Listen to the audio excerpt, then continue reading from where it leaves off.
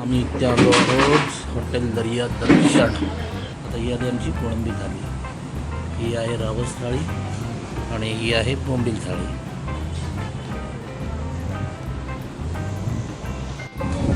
So आता आम्हाला एक रिक्षा भेटली आहे इथून, त्याने 60-60 रुपये सांगितले शेअरिंगचे. तर आता बोर्डे बीचला पण जाऊ.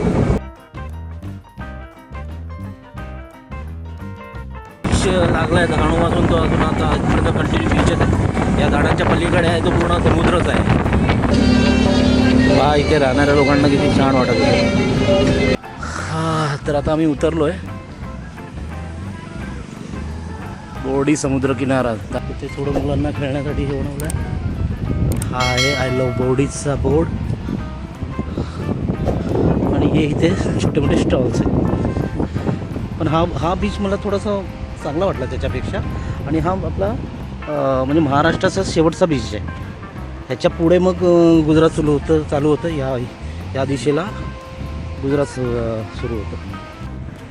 तर मित्रांनो बघा इथे एक छोटंसं गार्डन बनवलं आहे.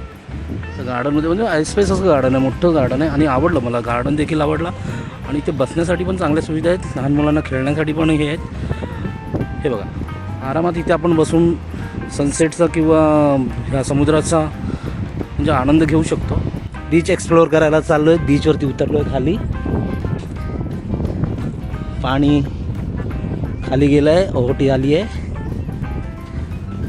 पहा पूर्ण अथांग असा हा लांबच्या लांब हा समुद्र आवडला मला. हा डहाणू बीचला आम्ही जो गेलो त्यापेक्षा म्हणजे डहाणू बीचपेक्षा हा काय किती पटीने मोठा आणि सुंदर असा बीच आहे.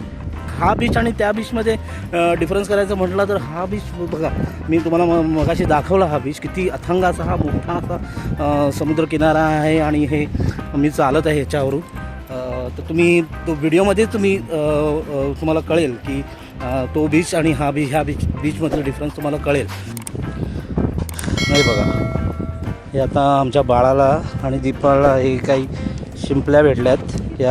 हा बीच मला नक्की आवडला आणि तुम्हाला देखील आवडेल, कारण तिथे लहान मुलांसाठी खेळण्यासाठी भरपूर जागा आहे आणि म्हणजे भरपूर काही ॲक्टिव्हिटी आहेत तिथे. म्हणजे जे आपण म्हणजे टाईमपास होणार बसू शकतो. बसण्यासाठी खरं म्हणजे बसण्यासाठी फार चांगली व्यवस्था केली आहे तिथे.